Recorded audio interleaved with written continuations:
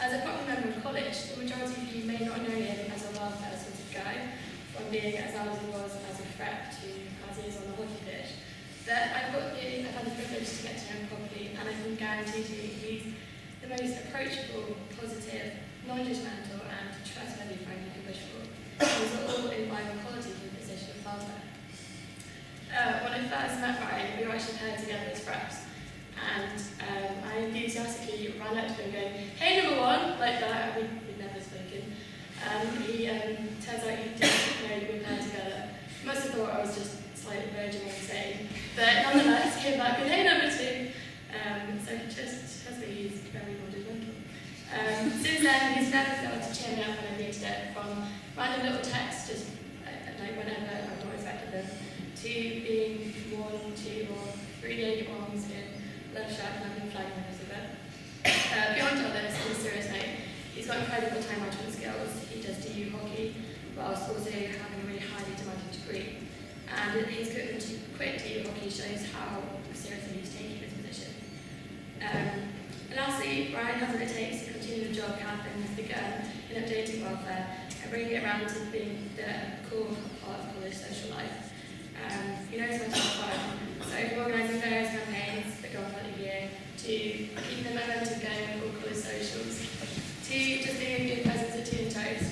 I guarantee he will work hard to keep welfare a special part of college life. Doing a cheese bit here. So please, if you want a dedicated, approachable, trustworthy and fun new VP welfare, please vote for my number one, Ryan Baker.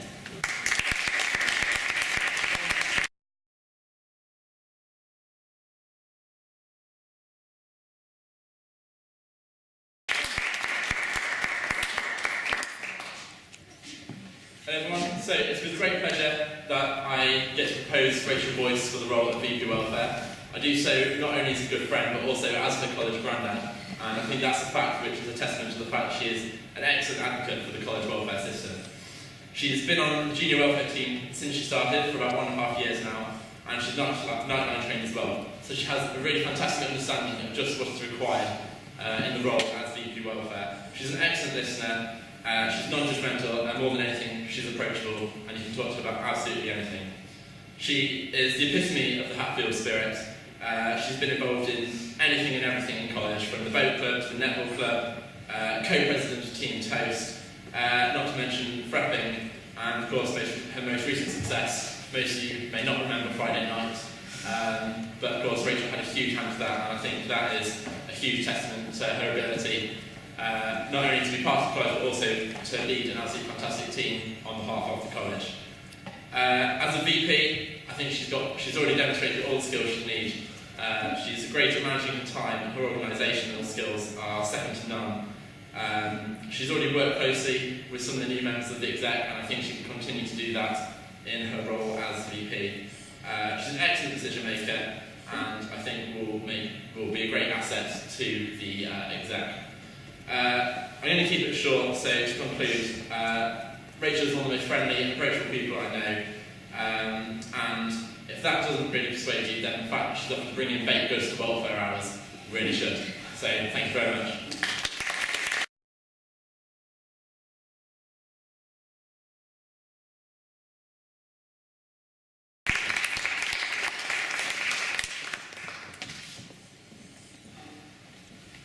It's my great honour to propose Mr. Charlie Capel for the role of VP Welfare. Since joining the college, Charlie has immersed himself in all aspects of both college and university life, exhibiting the true Hatfield spirit from day one. On the river, in the gym with university sport, or working in the bar, he exhibits the drive, determination and unwavering commitment vital for any exec member. The role of VP Welfare requires an individual with a sensitivity to aid the well-being of others in a confidential and non-judgmental manner. By such simple everyday acts as choosing to sit with someone who's on their own in the dining hall, to introduce an unprecedented level of concern for the well-being of those in the bar to the Dorset team, Charlie has proven he is this individual. I also strongly believe Charlie to be ideally suited to the sometimes lesser seen aspects of being a vice president on the exec. Whether it be working with Maria or Alex, or as part of the whole exec, Charlie has the ability to show leadership, to strengthen his opinions, and diplomacy to work with all aspects of the team and everyday life around the college. A fun, relaxed and creative guy will only be an asset to your exec, a very approachable face of the welfare team. Indeed, it's the welfare aspect when I spoke to Charlie that impressed me most. In college, we enjoy an exceptional level of welfare provision, so much better than many other colleges. Yet Charlie is resolute in his belief that he can improve the welfare team. And with a fresh perspective on college, his creativity, all these other aspects which I don't have time to go into right now, and a very promising partnership with Stefan, I believe he will do it. And who doesn't want to be exposed to a puppy room during exam stress? Thank you very much.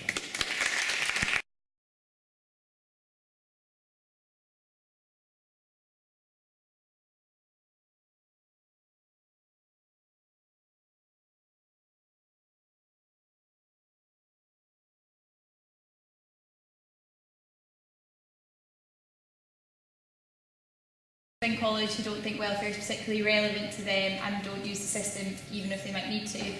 Why do you think this is? Do you see it as a problem, and if so, how would you tackle it? Rachel first. Okay, I do see it as a little bit of a problem still, despite Catherine and Jane's best efforts to make all college socials really big and to make welfare more accessible. I think there still are people, particularly maybe livers out, who are no longer in the bubble of college, who don't use welfare. So I think if we can publicise things like the welfare phone, and if we can put all information up on Facebook and the website, that would really help get the information out to those people who might not think to use it. I think all college socials have been great, and it'd be great if we can continue one a term, hopefully for next year as well. Yeah, well, I mean, I guess if people don't feel that they need welfare, then that's not particularly a problem. You know, 90% of us may not need support from welfare, but the 10% that do should be able to feel to approach it. So as long as the groups who aren't sort of, associated with welfare, as long as they feel that it is a service which is there and they're constantly reminded that it is there and that it is accessible, then that's great. But if you don't feel the need for welfare, then I'm not going to try and force it upon you.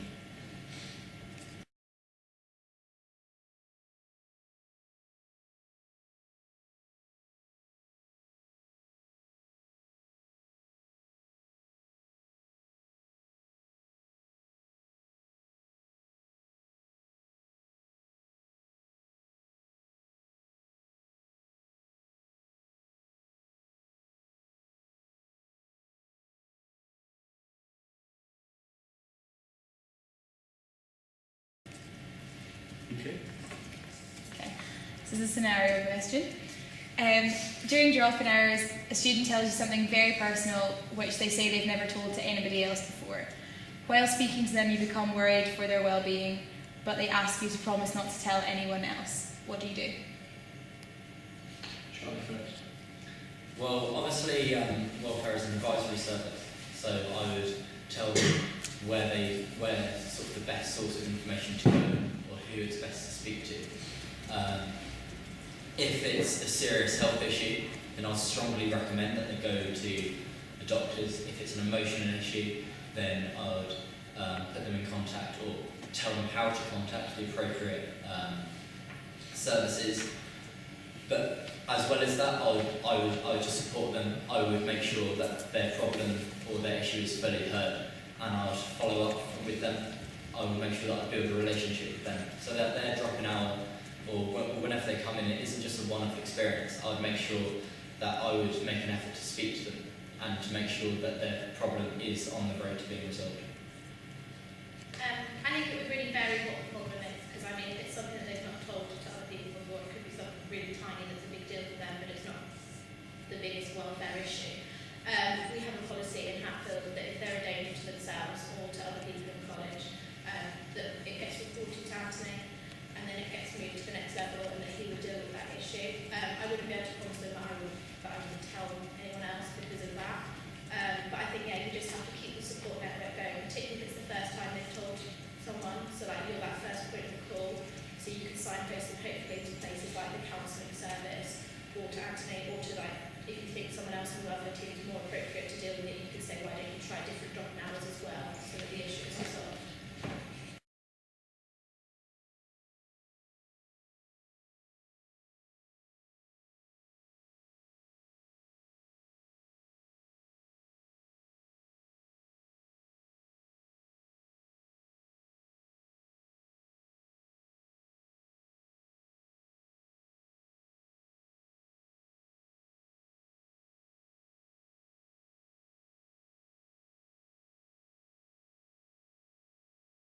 President, members of college will come to you with all sorts of problems, be they pastoral or logistical, and you then have to represent them to college officers and staff in order to find a solution. How comfortable would you be doing this, particularly if college took the opposite view to the JCR on a particular issue? That's Rachael first. Okay, so doing mine in winter, we've had quite a few issues with the college officers that usually get resolved fine, and there's not too much like difficult conflict. But I think it's just a matter of trying to explain our viewpoint about why we want to do this, why this logistically doesn't work for us, and then hopefully they might see it our way, or we can come to some sort of compromise. But I would be more prepared to like go to meetings with them and talk to them about it. Yeah, I definitely feel that the relationship between, or the executives as a whole and VP and the college officers needs to be one which works together. We need to be sort of showing both points of view, from the student point of view, from the VP side of things, and then the college point of view from perhaps a more holistic view of the college finances or whatever. And I'll make sure that gets resolved. But if it genuinely is an issue which is causing severe logistical problems or severe any other problem, then I would really push for something to happen, and I'd make sure that at least there's been some sort of change. I feel there's no point somebody coming to me and saying, I've got this issue, and then just nothing happening, because then I'm effectively redundant.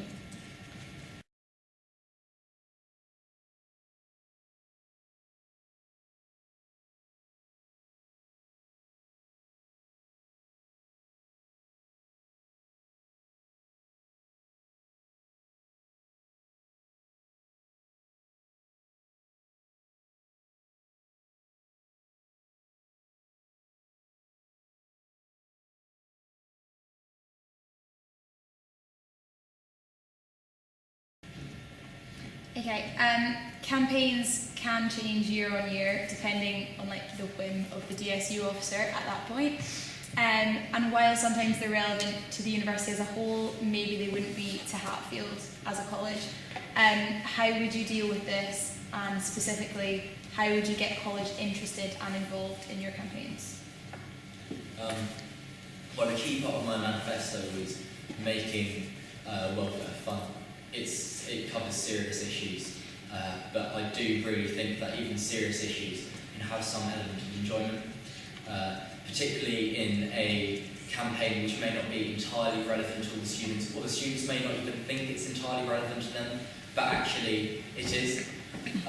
For example, I might think that, or somebody may think that a campaign on something like mental health isn't necessarily relevant to them because they haven't had any mental health issues. But then a lot of people do have these issues and they don't tell anyone. So by making everybody know that, then I'll make sure that they're engaged with this. Obviously, that wouldn't necessarily be an issue to make fun. But then in other issues, I would just make sure that it's enjoyable, that it is an event. One event which I really loved was Pie Week, and just make sure it's similar to that. Okay, so the DSU, we had 2 campaigns this year. One of them was Respected, and as a team welfare, we decided that they wanted to focus on agriculture in Durham quite strongly, and we didn't feel that that was going to be well received by the JCR. So we actually decided that we'd go for more about using respectful language within college. And I think it worked better that we tailored our campaigns. We went away from what the DSU said, and we made it more accessible for people. Some of the topics that they picked, One World Week, it covers so many things that you can't cover them all within Hatfield, not in a week. So I think it was really great that, I know we've had a few, we had twice a fortnight, so that we have more time so you can put on more events.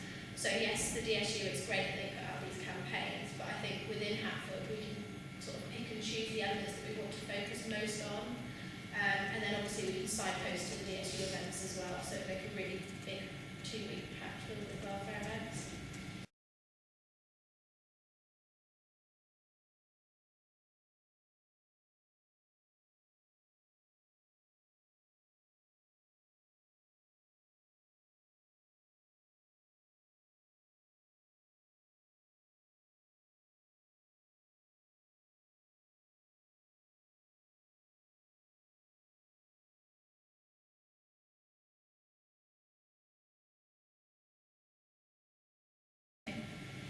You've both answered, yeah. Being on the exec is a huge time commitment and can be physically and emotionally draining.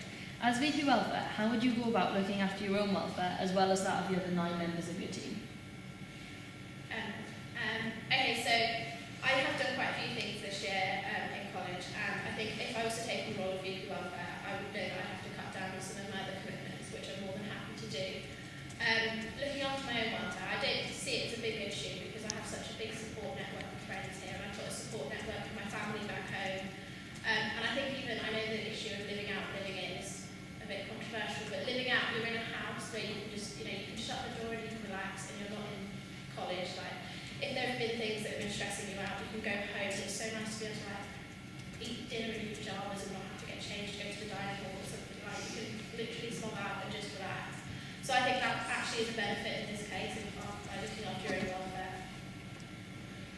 I think, well, really I've got sort of the biggest support network I've ever had before, which is the entire college. I know that if I was suffering or if I wasn't sort of feeling fairly happy within myself, there would be so many people which I feel comfortable talking to. But as for day-to-day things, it's really important to have a good set of friends. It's really important to have a social life, which I found out the hard way when I was growing. And it's really important to do sport as well. Sport is a huge part of my life. I sometimes row, I cycle, and I do boxing. Obviously, that would definitely be cut down next year. But I would still make sure that I'm up at 6:30 to go cycling, or I'm going for a run in the morning just to relax, and that's just how I deal with things.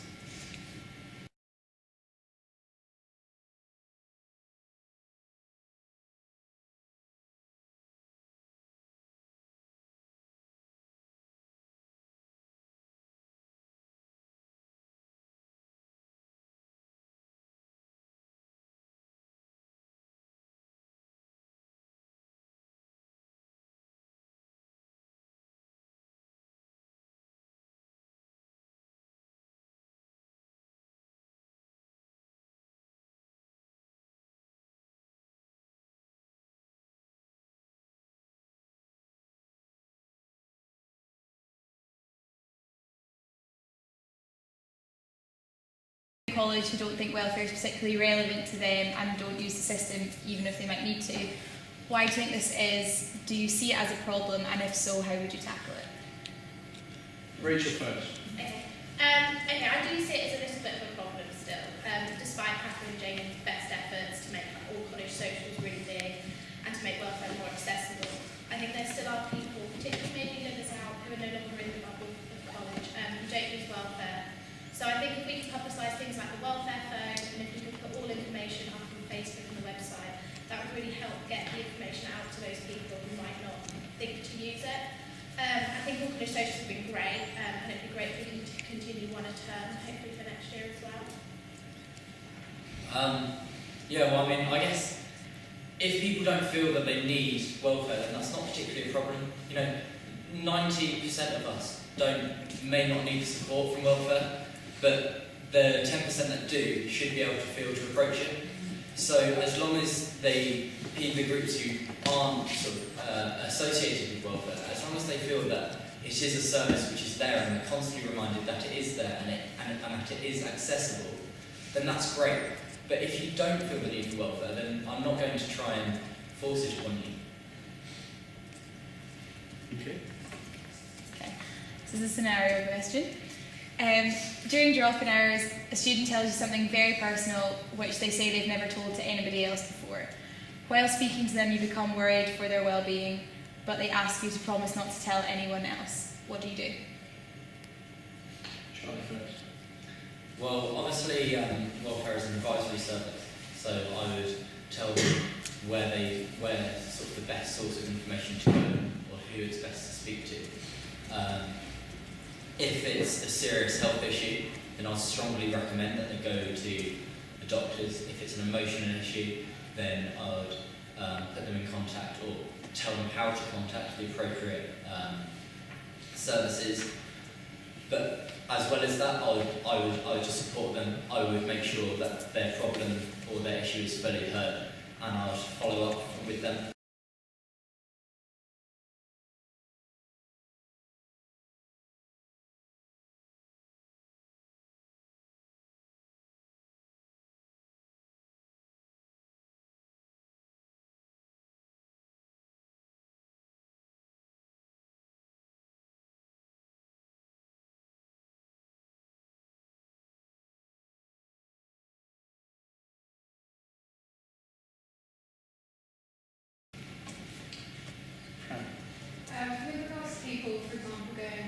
paying on year abroad, do you believe they should still have the same access to welfare, for example, with drop-ins on site, because they still have issues that they would need to talk about? Okay, I think if you're abroad, people who maybe abroad, they've got so many different issues that come with being abroad and being away from home even further than just being in Durham. So I think it'd be great if we could do Skype drop-ins. I don't know if that's been done in the past, but I'm sure one of the seniors would be able to organise that. The other elements of welfare, I mean, we can't hardly do supplies or anything, which is unfortunate, but that's life. But I do think the information that we put out in our events week, any of the posters, any of the important details to do with mental health, those kind of things, that's relevant wherever you are. So we should definitely get those out on the website, get those into emails and onto a Facebook group so that people abroad can see them too. Yeah, I definitely think it's really important that listeners abroad do feel like there is a support network here. And I hope that everybody feels like a support network here. Then I would also encourage those who do feel perhaps not happy within themselves or who do have problems to contact the support network where they are, because if they are referring back to Hatfield and referring back to Durham and they aren't happy where they are, then they aren't going to become any happier or any more at home where they're posted if they don't contact people there and start building relationships there. So as an advisory service, I'd support them here, but advise them to make contact there and maybe share the support.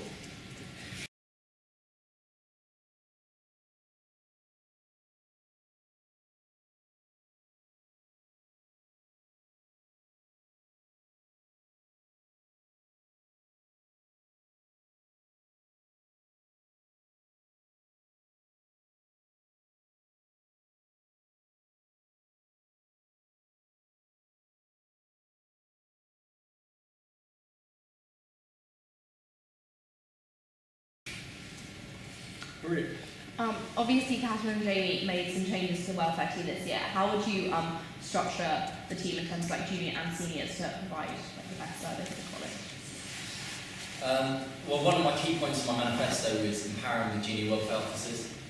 Sometimes I speak to the junior welfare officers and they feel almost as if they're not doing any proper welfare, or they're not really getting to grips with doing what they signed up for.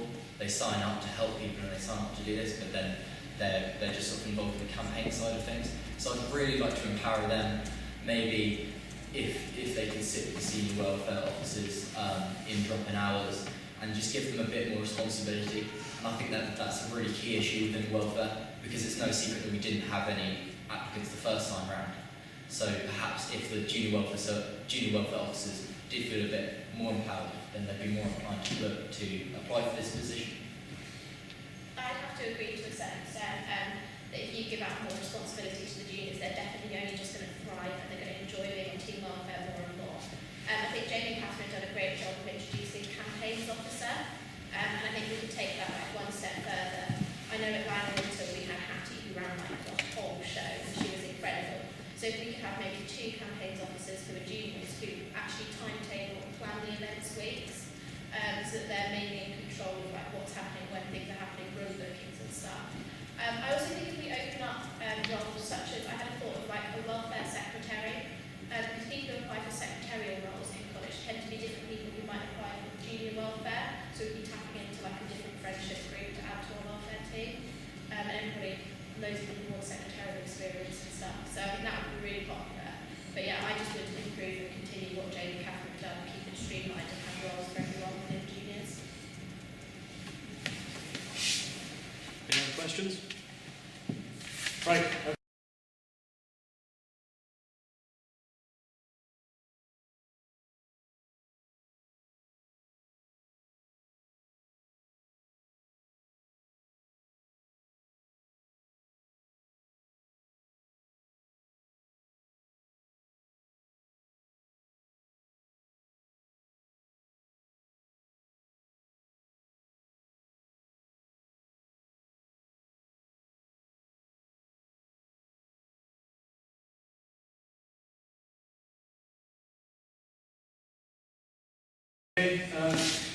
So now you have 2 minutes to summarise your main ideas, anything which you didn't have the opportunity to say, try not to repeat yourself. On you go, starting with Rachel. Okay, well, I will keep it as short as possible. As Tim said, I am so keen on college families. I absolutely love Family Formal, Family Fortunes.